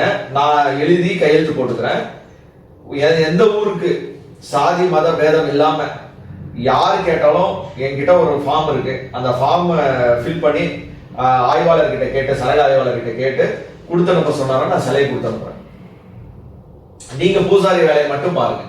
நீங்க இந்த கோயிலுக்கு மடாதிபதி கிடையாது, இந்த கோயிலுக்கு கட்டது நீங்க கிடையாது. இல்ல காலங்காலமா பாத்தீங்கன்னாக்கா கோயில வந்து நாங்க வழிபட்டுன்னு எங்க தம்பதி தான் கோவில அர்ச்சகம் பண்ணியிருக்காங்க. அதாவது இன்றைக்கு காலகட்டத்தில் வந்து அர்ச்சகர்ன்றது வந்து அனைவராலும் செய்யப்பட வேண்டும் அப்படின்னு பார்த்தீங்கன்னாக்கா அரசாங்கமே சொல்லியிருக்கு. அப்படி இருக்கும்போது நீங்க ஏன் எங்களை பண்ணக்கூடாது அப்படின்னு சொல்ல வரீங்க? அதாவது எங்க கலைஞர் ஐயா ஒரு பீரியட்ல தான் வந்து அனைத்து சமூகத்தினரும் அர்ச்சகராகலாம் அப்படின்ற ஒரு திட்டத்தை கொண்டு வந்தாங்க. கரெக்டுங்களா? கொண்டு வந்தாங்க. அதோட பார்வை இன்னைக்கு சிதம்பரம் கோயில்ல பாத்தீங்கன்னா எல்லாரும் சாமி பூஜை பண்றாங்க. கருவறையில போய் பூஜை பண்ற அளவுக்கு சிதம்பரம் கோயில் மிகப்பெரிய கோயில். அந்த சிதம்பரம் கோயிலே வந்து ஈஸியா போய் ஒருத்தர் சாமி பூஜை பண்றாங்க, செய்யறாங்க. எங்க கோயில் அரசாங்க கோயில். இந்த கோயிலையும் உங்க பேரை சொல்லி அர்ச்சனை பண்ணணும். வெங்கடாஜலபதி வந்து யாருன்னா அந்த காலத்துல இருந்து நீங்க சொல்றீங்கல்ல, காலங்காலமா இந்த காலங்காலமாவே நீங்க நிறைய படத்துல பார்த்திருப்பீங்க. வைணவ முறை, சைவ முறை, சிவன் வழிபாட்டு முறை, பெருமாள் வழிபாட்டு முறைன்னு இருந்திருக்கு. ராமானுஜர் வந்து பெருமாள் வழிபாட்டு முறையை பின்பற்றவர். சோழர் சிவன் வழிபாட்டை பண்ணாங்க. காலங்காலமா 2 முறை இருக்கு. நீங்க இந்த முறையை கொண்டு வந்து இவருக்கும் பூஜை பண்ணா, இந்த முறையை கொண்டு இவருக்கும் பூஜை பண்ண முடியாது. அதுக்குன்னு ஒரு முறை இருக்கு இந்த பூஜை பண்றது. இவரால அர்ச்சகம் பண்ண முடியல, சரியான முடி இவரால் நடைமுறைப்படுத்த முடியலன்றீங்களா? கண்டிப்பா. அவரால் ஒரு வந்து அவரோட பக்தி, அவரோட சாமி கும்பிடுற விதம் இதெல்லாமே வந்து கரெக்ட், காலகாலமா பின்பற்றதா இருந்தாலும் சில விஷயத்த மாத்திக்கினா நல்லா இருக்கும். ஏன்னா மாற்றம் ஒன்றே மாறாது. நான் இன்னைக்கு எங்க தாத்தா வந்து இலை தலையை வச்சுட்டு இருந்திருப்பாங்க முப்பாட்ட, அதுக்கப்புறம் கோமணத்தை கட்டினாங்க, இன்னைக்கு வேட்டி சட்டைக்கு வந்துட்டாங்க, செல்போன் வச்சுட்டு இருக்கிறாங்க. எல்லாமே காலம் மாறிட்டே இருக்குது. அன்னைக்கு வந்து மாட்டு வண்டியில போனவங்க இன்னைக்கு கார்ல போறாங்க. மாற்றம் ஒன்றே மாறாது. காலங்கால முறைனா பூஜாரி வந்ததுல இருந்து முறை இல்லைங்க. இந்த கோயில் தோன்றது வந்து அரசு காலத்திலேயே இந்த கோயில் தோன்றியாச்சு. அப்ப அரசு காலத்துல இருந்து முறைப்படி பூஜை பண்றாங்கன்றீங்களா? முறைப்படினா பூஜை பண்றதுனாலதான் அரசாங்கத்துல இருந்து எங்களுக்கு அந்த வாய்ப்பை தராங்கன்னு சொல்றோம்.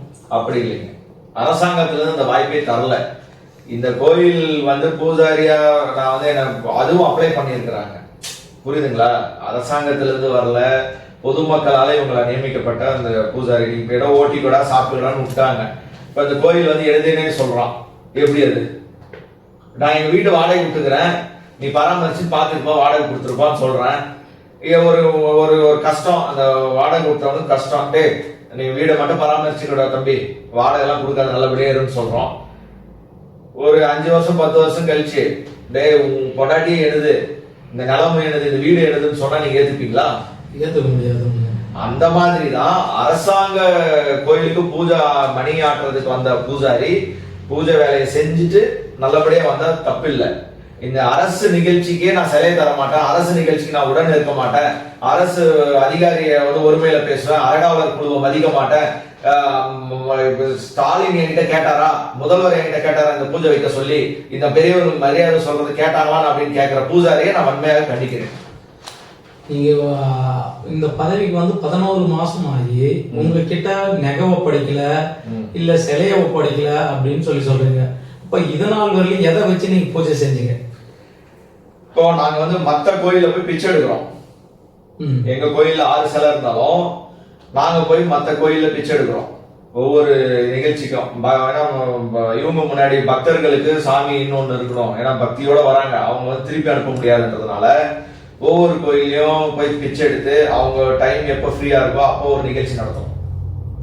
இல்ல குழுவினுடைய அறங்காவல் குழுவினுடைய தலைவர் நீங்க இருக்கீங்க, உங்களுக்கு மேல ஆய்வாளர் இருக்கிறாரு. ஏன் ஆய்வாளருக்கும் இந்த சிலையை வாங்கி அறங்காவல் குழு கிட்ட ஒப்படைக்கணும்னு இது வரையும் அவரு நினைக்கல? இல்ல அவருக்கும் இல்ல பூசாரிக்கும் ஏதாவது அண்டர்ஸ்டாண்டிங் தான், இல்ல சிலையை ஏதாவது செஞ்சுட்டாங்களா? ஏன் இந்த 11 மாசமும் உங்க கிட்டயோ இல்ல பப்ளிக் மத்தியிலோ ஏன் சிலையை காமிக்கல? இதுக்கு பார்வைக்கு வைக்கிறேன். இல்ல இந்த பூசாரியோட உதவி ஆணையரோ இல்ல இன்ஸ்பெக்டரோ இல்ல மாவட்ட ஆட்சியரோ இல்ல ஏனைய தலைவர்களோ உடதையா அப்படின்னு கேட்டீங்கன்னா, அந்த ஆள் வந்து மருந்து குடிச்சு நாடகம் ஆனார் இல்லைங்களா? அதாவது மருந்து குடிச்சா நாடகம்ன்றது கூட தப்புதான். அவர் மருந்து குடிச்சிட்டாரு. நான் சோகாஸ் நோட்டீஸ் நாங்க அறங்காவலர் குழு மூலயமா கொடுக்கும் போது அவர் வந்து மருந்து குடிச்சிட்டாரு. மீண்டும் இந்த மாதிரி அவன் ஒரு முட்டாள்தனமா ஒன்று பூசாரி பண்ணிடக்கூடாது அப்படின்றதுக்காக அவங்க தயங்கி நிக்கலாம். மேபி அது ஒரு ரீசனா இருக்கலாம், புரியுதுங்களா? ஆனா 11 மாசமா நான் இதுக்கு முன்னாடி இப்ப இது இந்த ஒரு மாசம் தான் நடந்துச்சு. 10 மாசமா நான் கேட்டு இருக்கும் போதும், இருங்க பொன்ராஜ், இந்த கோயில்ல இந்த நிகழ்ச்சி இருக்குது, நான் முடிச்சுட்டு வந்துடுறேன் இப்படின்னு காலதாமதம் படுத்திட்டு இருக்கிறாங்க. அவர் காலதாமதம் படுத்திட்டு போயிட்டு இருக்காரு. ஆனா அதாவது நான் இந்த ஊரு நிகழ்வுக்கு இந்த சாமி கொடுக்குறேன் அப்படின்னு சொல்றாரு இல்லையா? அந்த நிகழ்வுக்கு வந்து பாத்தீங்கன்னாக்கா உங்களுடைய அனுமதியோட தான் நான் வெளியே போகணும். அந்த அனுமதிக்கு நான் ஒரு ஃபார்மேட் ரெடி பண்ணி ஆய்வாளர்கிட்ட, சரக ஆய்வாளர்கிட்ட இந்த ஃபார்மேட்ல எழுதி கையெழுத்து போட்டு தான் கொடுக்கணும்னு சொல்லிட்டு நாங்க ஏற்பாடு பண்ணோம். அன்னைக்கு சில கோயில்னு சொன்னாங்க. ஒப்படைக்கும் போது இது ஊர் இந்த கோயில் சிலைலாம் எங்களுக்கு நாங்க கொடுக்க முடியாதுன்னு சொல்லிடுறாங்க. அப்படி அதாவது நீங்க பப்ளிக்கே ஆய்வாளர் எல்லாரையும் கூப்பிட்டு சிலையை ஒப்படைக்க சொல்லி கேட்குறீங்க. கேட்கும் போது பாத்தீங்கன்னாக்கா அவரு ஒப்படைக்கணும்னு சொல்லி தள்ளி மறுத்து விட்டு போறாரு. ஆமா, மறுக்கும் போது நீங்க அடுத்ததா என்ன முடிவு எடுத்திருக்கீங்க? அதாவதுங்க இப்ப இந்த கோயில் இது வந்து என்னன்னா, இப்போ ஒரு பூசாரி வந்து இந்த மாதிரி ஒரு அட்டூழியம் பண்றாரு, ஒரு மாவட்ட ஆட்சியர்னால பூசாரியை கண்ட்ரோல் பண்ண முடியல, ஒரு உதவி ஆணையர்னால பூசாரியை கண்ட்ரோல் பண்ண முடியல, ஒரு சரக ஆய்வாளர்னால பூசாரியை கண்ட்ரோல் பண்ண முடியல. ஏன் முடியல அப்படின்னா, அவன் வந்து மருந்து குடிச்சிருவான்னு மிரட்டுறாங்க.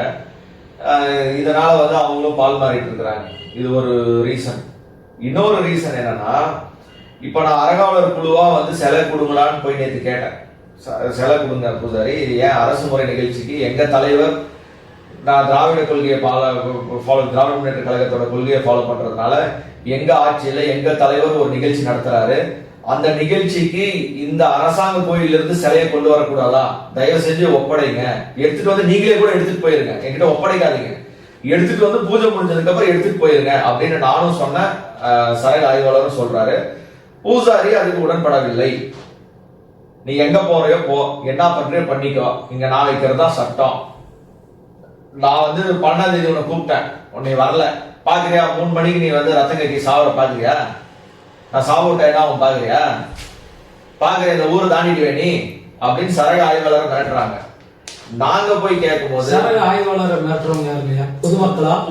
பூசாரி. பூசாரி நகைப்பா கோவில் அர்ச்சகர் பண்றாரு, பெருமாள் பண்றாங்களா இல்ல அவங்களுடைய பெருமாளோட பங்காளிகள் உடனடியா இருக்கும் பண்றாங்க, மிரட்டுறாங்க. இத ஏசியோட கிருஷ்ணகிரி ஏசி ஆபீஸ்ல போயிட்டு இந்த மாதிரி அதிகாரியே மிரட்டுறாங்க, நீங்க வந்து நடவடிக்கை எடுங்கன்னா ஏசி வந்து ஒரு சம்மன் அனுப்பு, அவங்களை கூப்பிட்டு நான் பேசிக்கிறேன் அப்படின்றாரு. சம்மன் அனுப்புறதுக்கு நடுவுல என்ன பண்றாங்கன்னா, இந்த மாதிரி ஏசி சம்மன் வைக்க சொல்லி இருக்கிறாரு, உங்க அட்ரஸ் சொல்லுங்கன்னு கேட்கிறாரு. இவர் இன்ஸ்பெக்டர் கேட்கிறாரு. அப்ப என்ன பண்ணாங்க, எங்க கிட்ட வந்து, இப்ப நம்ம எல்லாம் சமாதானமா போயிடலாம், உனக்கு என்ன வேணுமோ நான் ஒத்துழைப்பு கொடுக்குறேன்னு சொல்லிடுறாங்க எங்ககிட்ட. நான் என்ன பண்றேன், சார் இந்த மாதிரி ஒத்துழைப்பு தராங்களா, செலெல்லாம் கொடுக்குறாங்களா, வாங்க சார் வந்து பூஜை எல்லாம் நல்லபடியா நடத்தலாம், வாங்க சார் கூப்பிடுறேன். வந்த உடனே திரும்ப என்ன பண்றேன், நான் செலவு கொடுக்க முடியாது, அது கொடுக்க முடியாது, இது கொடுக்க முடியாது, திரும்ப திட்டி அனுப்புறாங்க. இப்படிதான் நாடகம் நடந்துருக்கு. அவங்க பதவி காப்பாத்திக்கணும். ஆய்வாளரும் சரி, ஏசியும் சரி, மாவட்ட ஆட்சியரும் சரி, அவங்களோட பதவி லா அண்ட் ஆர்டர் பிரச்சனை வரக்கூடாதுன்னு நினைக்கிறாங்க. ஆனா இங்க இன்னொரு ஒரு பிரச்சனை நடக்குது. அனைத்து சமூகத்தினரும் பூஜை செய்ய வரும்போதும் பெரியவங்களாம் 70 வயசு மதிக்கத்தக்க 70 வயசுக்கு மேல உள்ள மூத்த தம்பதியர்களுக்கு அரசு சிறப்பித்தல் நிகழ்ச்சி நடக்கும் பொழுதே அரசுக்கு எதிராக செயல்பட்ட பூசாரி மேல் நடவடிக்கை எடுக்கலாம், எடுக்கக்கூடாது. 100% எடுக்கலாம். ஒரு அரசாங்கம் ஒரு ஜியோ பாஸ் பண்ணதுதான், அந்த ஜியோ வழிநடத்துறது தான் அரசாங்க அதிகாரிகளோ இல்ல பொதுமக்களுடைய செயல்பாடு. ஆனா அதுக்கு புறம்பா நிக்கிறாங்க நமது, கண்டிப்பா கட்டாயம் அவங்களுக்கான சட்டம் கண்டிப்பா பாயும். ஆனா இப்போ இன்னைக்கு 11 மாசம் ஆகி ஆய்வாளர் அந்த சிலையை பார்த்துருக்காரா? நீங்க அதாவது நாங்க பார்த்தது இல்ல, குழு தலைவர் கிட்ட காமிக்கல, குழு கிட்டே காட்டல, ஆய்வாளர் பார்த்திருக்காரா? சிலை இருக்குதா இல்லையா ஆய்வாளர் பார்த்திருக்காரா? ஆய்வாளரும் பார்த்ததில்ல தான் என்கிட்ட சொல்றாரு. அது உண்மை பொய்யான்னு எனக்கு தெரியாது. அப்ப சிலை இருக்குதா இல்லையா அது எங்களுக்கு தெரியாது, உண்மையா தெரியாது. அடுத்து கடைசியா ஒரு கொஸ்டின் இல்லையா, இப்போ எல்லா தலைவரும் இப்போ அறங்காவல் குழு தலைவர் எல்லாருமே வந்திருக்காங்க. தொடர்ச்சியா வந்து நீங்க சொல்றது போல தேர்தல் முறைப்படியோ இல்ல மக்கள் தேர்ந்தெடுக்கப்பட்ட தலைவர்களோ எத்தனையோ தலைவர்கள் வந்து போயிருக்காங்க. அந்த மாதிரி இப்போ நீங்க தலைவரா இருக்கீங்க. நீங்க இந்த கோவிலுக்காக என்ன முன் ஏற்பாடுகள் செஞ்சிருக்கீங்க, நீங்க என்ன பண்ணலாம்னு இருக்கீங்க? அதாவது பேப்பர்லயும் மீடியாலையும் வந்து பேசிட்டு இருக்கிறது மாதிரி நான் வந்து சமூக நீதி கட்சிக்காரன், சமூக கோட்பாடோட இருக்கணும், எல்லாருக்கும் எல்லாம் சமம், நம்ம சமமா இருக்கிறோம், அரசாங்க கோயில எல்லாருக்கும் உரிமை இருக்கு அப்படின்றத வந்து நடைமுறைப்படுத்தணுன்றதுதான் என்னோட இலக்காவே இருக்கு. நான் போராடுறேன். இன்னமும் ஒரு பக்கம் பூசாரிங்க தன்னுடைய சாதியினருக்கோ இல்லை தன்னை சார்ந்தவர்களுக்கு மட்டும்தான் சிலையை காமிக்கிறாங்க, சிலை கொடுத்துருக்குறாங்களே தவிர எல்லா சாதியினருக்கும் மாரியம்மன் கோயில் இருக்கு, காளியம்மன் கோயில் இருக்கு, எல்லா வகுப்புக்கினருக்கும் இந்த யார் எழுதி போட்டாலும் இந்த சாமியை அங்கே எடுத்துன்னு போய் வைக்கணும் அப்படின்ற நிலைமையே கொண்டு வர்றதுக்கு நான் வந்து இப்போ நான் வந்து அதுக்கு முயற்சி பண்ணிட்டு இருக்கேன். ஃபர்ஸ்ட் எனக்கு அதுதான் ஒரு மிகப்பெரிய போராட்டமா இருக்கு. அனைத்து பகுதிக்கும் கடவுளை வந்து பாத்தீங்கன்னா வழிபாட்டோட கொடுக்கணும்ன்றது உங்களுடைய முழு முயற்சி. அது முயற்சி. இன்னொன்னு எல்லாரும் சமங்க.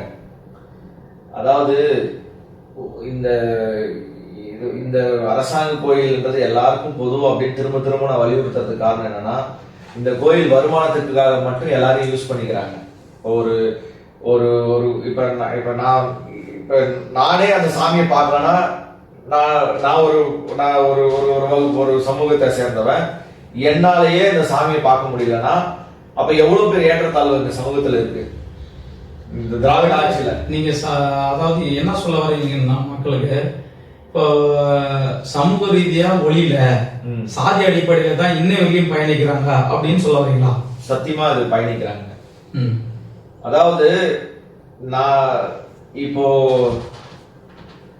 கோயில்ல இப்ப இந்து சமய அறநிலையத்துறைக்கு உட்பட்ட கோயில்ல பழனியில எல்லாருமே வந்து சாமியை கும்பிடுறாங்க, அரோகரா போடுறாங்க. ஆனா இந்த கிராமத்துல இங்க இருக்கிற கோயிலுக்கு மட்டும் எந்த மாற்றமும் கொண்டு வராம காலங்காலமா அந்த பழுதடைந்து போன அந்த மண்டபமும் அங்க இன்னொன்னு சொல்றேன் பாருங்க. நான் நீங்க கேட்ட கேள்விக்கு நான் திரும்ப சொல்றேன். ஃபர்ஸ்ட் இந்த சமூக மாற்றத்தை கொண்டு வரணும். கோயிலுக்கு எல்லாரும் வந்து சாமி கும்பிடணும். மனிதர்களா பிறக்கப்பட்டவங்க அத்தனை பேர் வந்து பக்தியோட சாமி கும்பிடணும்.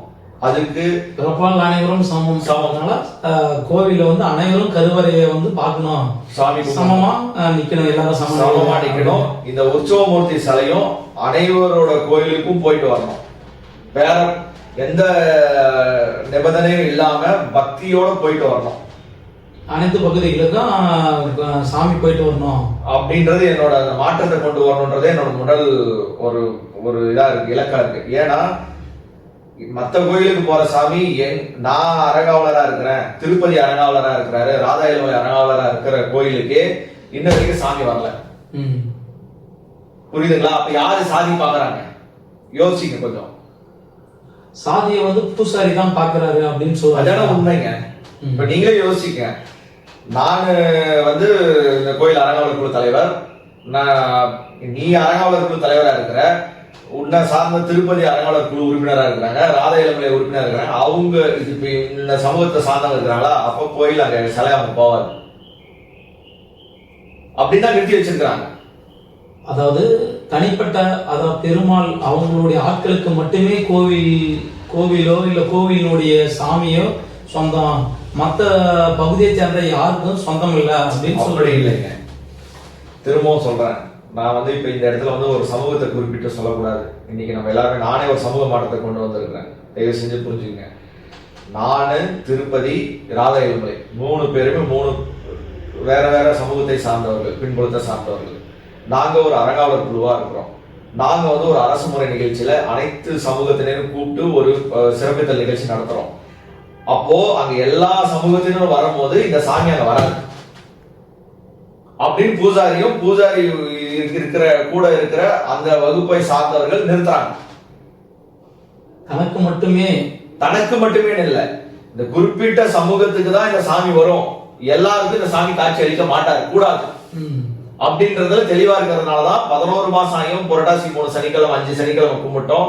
எத்தனையோ நிகழ்ச்சி நாங்க நடத்திட்டு இருக்கிறோம் கோயில்ல. எந்த கோயிலுக்கு சாமி கொடுக்க பூசாரி மறுக்கிறார். இது கரெக்டா? மிகவும் உண்மையாக கண்டிக்கக்கூடிய ஒரு விஷயம். அடுத்த கொஸ்டின் ஐயா, இப்ப நீங்க 11 மாசம் ஆயிடுச்சு. இப்ப இன்னும் பாத்தீங்கன்னாக்கா உங்களுடைய பதவி காலம் எவ்வளவு நாள் இருக்கு? இன்னும் இருக்கு, இன்னும் ஒரு 11 மாசம் இருக்கு. 2 வருஷம்னு வச்சுக்கோங்களேன். 2 வருஷம். இந்த 2 வருஷத்துல நீங்க கோவிலுடைய மாற்றங்கள் என்ன செய்யலாம்னு இருக்கீங்க? அதுக்கான முன் ஏற்பாடுகள் என்னவா நடந்துட்டு இருக்கு? இப்போ கோயில்ல வந்து பாத்தீங்கன்னா, இப்போ திருப்பதியிலயும் ஸ்ரீரங்கத்திலயும் பண்ற மாதிரி ஒரு பௌர்ணமி பூஜை ஒண்ணு ஸ்டார்ட் பண்ணிருக்கோங்க. சூப்பர், நல்லதுங்கய்யா. அது இந்த நீங்க உற்சவமூர்த்தி எடுத்து வந்து கீழே வச்சு மகாலட்சுமி குபேர பூஜையும் சத்யநாராயண பூஜையும் நடத்தி தம்பதியர்கள் உட்காந்து மகாலட்சுமி தாயாருக்கு அவங்களே பூஜை பண்ணி காயின்ஸ்ல பூஜை பண்ணி வீட்டுக்கு எடுத்துட்டு போற மாதிரி ஒரு ஐதீகம். அதுக்குண்டான செலவு அவங்களே பாத்துக்கிறாங்க.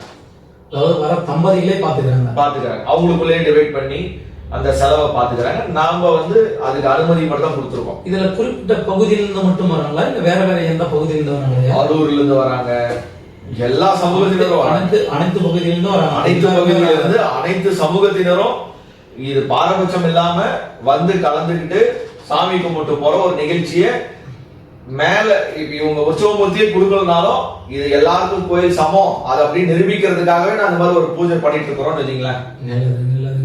அது பண்ணிட்டு இருக்கிறோம். இதனால வந்து கோயிலுக்கு பக்தர்கள் வருவாங்க. எப்படி அண்ணாமலை கோயில்ல வராங்களோ அது மாதிரி இங்கேயும் பக்தர்கள் வருவாங்கன்ற ஒரு நம்பிக்கை, கோயில் முன்னேறுற ஒரு நம்பிக்கை. மேல வந்து பாத்தீங்கன்னா சிசிடிவி கேமரா வச்சிருக்கிறோம். இப்போ ஒவ்வொரு வாரமும் கோயில வந்து சுத்தமா கிளீன் பண்றோம். பிளாஸ்டிக் பொருட்கள் அப்பப்பயே அள்ளி எடுத்துட்டு வந்து பிளாஸ்டிக், இங்க சிங்காரப்பேட்டை ஊராட்சியில பிளாஸ்டிக் அரைக்கிற தொழிற்சாலை இருக்கு, அதுக்கு எடுத்துட்டு போய் கொடுக்கறதுக்கு உண்டான ஏற்பாடுகள் நாங்க செய்யறோம். அது ஒண்ணு. கோயில் வந்து சுத்தபத்தமா இருக்கணுன்றதுக்காக ஆட்களை போட்டு சுத்தம் பண்றோம். இதெல்லாமே வந்து பாத்தீங்கன்னா அரசு இந்த வரையறையில வரல. இப்ப எங்க கோயிலுக்கே வந்து பாத்தீங்கன்னா முறையான ஒரு அர்ச்சகர் வேணும், ஒரு செக்யூரிட்டி வேணும், நம்ம கோயிலுக்கு ஒரு செக்யூரிட்டி வேணும், ஒரு கிளர்க் வேணும். அதே மாதிரி ஒரு எல்லாமே கம்ப்யூட்டரைஸ்டு பில்லு போட்டு கோயில் எப்படி நம்ம பழனி கோயில பண்ற மாதிரி கம்ப்யூட்டரைஸ்டு பில் போட்டு பண்ணணும். ஒரு மண்டபம் வேணும். ஏன்னா கல்யாணம் எத்தனையோ ஏழை எளிய இப்ப கல்யாணம் பண்றாங்க, அவங்களுக்கு முறையா கல்யாணம் பண்ணி ஒரு அர்ச்சகரை வச்சு கல்யாணம் பண்ணலாம். அவங்க மேலே ஏறி வர முடியாது. நேற்று கூட பாத்தீங்கன்னா அந்த மாப்பிள்ள வந்து டேம்ல இருந்து வந்தவர், பாபர் டேம்ல இருந்து, அவர் வந்து ஏதோ ஒரு விபத்து காரணம்னால அவரால் மலை ஏற முடியல, கீழே வச்சு தாலி கட்ட வேண்டிய சூழ்நிலை. அவங்க இதே ஒரு மண்டபம் தான் உட்காந்து 6 முறை கல்யாணம் பண்ணிட்டு போவாங்க. பெரும் பொருட்செலவுல நடக்கிற கல்யாணம் எல்லாம் வந்து ஏழை எளியோருக்கு ஈஸியா வந்து ஒரு சில ஆயிரங்கள்லயே ஒரு கல்யாணம் பண்ணலாம், அன்னதானம் பண்ணலாம், அன்னதானம் வாங்கலாம். இப்படி எல்லாம் கோயில வந்து முன்னேற்றணும் அப்படின்னுக்காக நான் போராடிட்டு இருக்கிறேன். இப்ப எனக்கு கூட வந்து பாத்தீங்கன்னா இப்ப இந்த மாதிரி ஒரு நிறைய ரூமர்ஸ் தான் பரவிட்டு இருக்குதே தவிர கிட்ட வந்து இது என்ன நடக்குது ஏது நடக்குதுன்னு பார்த்தா மட்டும்தான் இது புரியும். அந்த மாதிரி ஒரு சூழல் இருக்கு. இதெல்லாம் வந்து நம்ம யங்ஸ்டர்ஸ் வந்து புரிஞ்சுக்கணும். இப்போ இப்ப சிங்காரப்பேட்டையிலே வந்து பாத்தீங்கன்னா ஒரு சில கோயில்கள்ல எல்லாரும் போக முடியறது இல்லை. ஒரு சில அதே மாதிரி ஒரு பெரிய கோயில கூட ஒரு சில கோயில் எல்லாருமே போக முடியறது. இன்னைக்கும் அந்த அந்த ஏன்னா அது அந்த சமூகத்தினரோட கோயில், நீ வராத, எங்க ஊர் கோயில நீ ஏன்டா வர அப்படின்ற கோயிலெல்லாம் இருக்கு. ஆனா பெருமாள் கோயில்ல வந்து நம்ம அருள்மிகு வெங்கட்ரமண சாமி கோயில்ல மட்டும் அந்த ரெஸ்ட்ரிக்ஷனே கிடையாது. புரியுதுங்களா? நம்ம கோயில்ல மெட்ராஸ்ல இருந்து வராங்க சாமி கும்பிடுறதுக்கு. தமிழ்நாடு முழுசும் எல்லா பகுதியில இருந்துமே வந்து பாத்தீங்கன்னா கோவில் வந்து கேரளால இருந்து வராங்க. நல்லதுங்க. இப்ப நம்ம பொறுப்பேற்றதுக்கு அப்புறம் நம்ம நிறைய வந்து இப்ப இதுல நிறைய ஆன்லைன்ல வந்து நிறைய ப்ரொமோட் பண்றோம். நம்ம கோயில ப்ரொமோட் பண்ணிட்டு இருக்கோம். ஒரு 76,000 பேர் பார்த்துருக்காங்க நம்மளோட பூஜைகளை. இன்னொரு ஒரு வீடியோக்கு வந்து பாத்தீங்கன்னா இப்ப இந்த ஒரு 26,000 27,000 பேர் பார்த்துருக்காங்க. ஸோ அந்த அளவுக்கு வந்து நம்ம கோயிலை வந்து ப்ரொமோட் பண்றோம், பக்தர்களை வர வைக்கிறதுக்கு ஏற்பாடு பண்றோம். எல்லாருக்கும் சாமி வந்து பொது அப்படின்ற நிலையை கொண்டு வரணும். இந்த மாதிரி வந்து சாதிய ரீதியான ஏற்றத்தாழ்வு அகற்றணும். அரசாங்க கோயில்னா அரசாங்க கோயில் மாதிரி நடைபெறணும். தனி பூசாரியோட ஆட்சி அங்க இருக்கக்கூடாது. அவங்க இன்னொன்னு என்னன்னா அந்த பூசாரிக்கு சார்ந்தவங்க கூட போயிட்டு படிச்சுட்டு வந்து பட்டாச்சாரியரா மாறி கூட நம்ம கோயிலுக்கு வரலாம், வேணாம்லாம் சொல்ல கிடையாது. அதாவது முறைப்படி வந்து அர்ச்சனை பண்ணணும், கோவில்ல பூசைகள் நடக்கணும் அப்படின்னு நீங்க சொல்ல வரீங்க. வருமானத்துக்கு மட்டும் கோயில், மற்றதுக்கெல்லாம் கோயில் இல்லைன்னு இருக்காதீங்க. நல்லதுங்க. ஆன்மீக பணியா இருக்கணும். உங்களுக்கு என்ன வேணுமோ அதை நாங்க செஞ்சு தரோம். நீங்க வந்து ஒரு பூஜை பண்ண, டெய்லி ஒரு கால பூஜை திட்டத்துல பூஜை பண்ணனா எனக்கு எவ்வளவு வருமானம் வரும், அப்பதான் நான் வருவேன். வருமானத்தை கடந்து, சாதியை கடந்து கடவுளா மதியுங்க.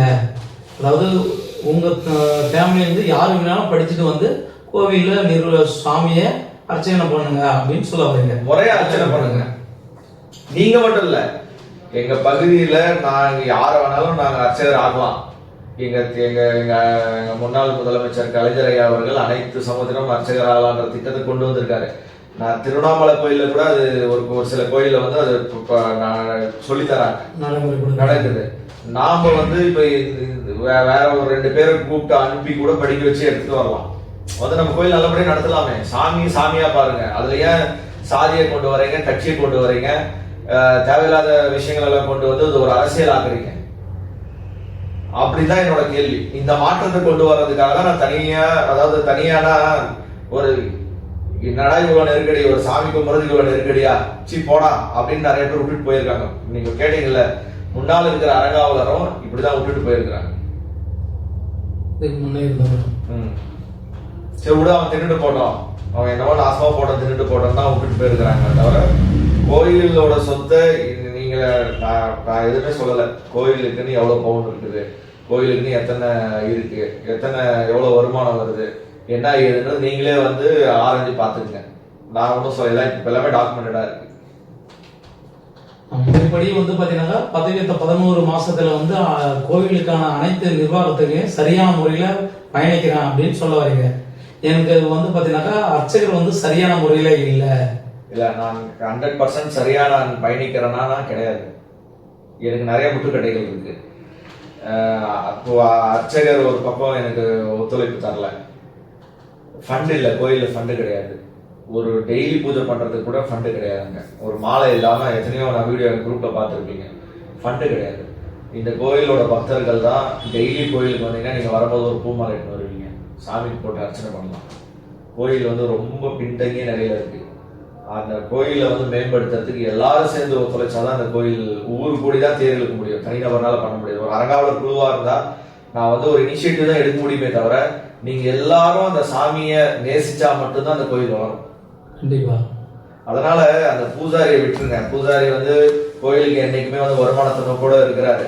ஆனா அந்த கோயில் நல்லபடியா வளர்ந்துச்சுன்னா ஒரு ஒரு பூஜாரி இருக்கிற இடத்துல 4 அர்ச்சகரை போட்டு கூட அனைத்து சமூகத்தில் இருக்கிற அர்ச்சகரை 4 பேர் 5 பேரை கூட போட்டு கோயில் இன்னும் சிறப்பா நடத்தலாமே.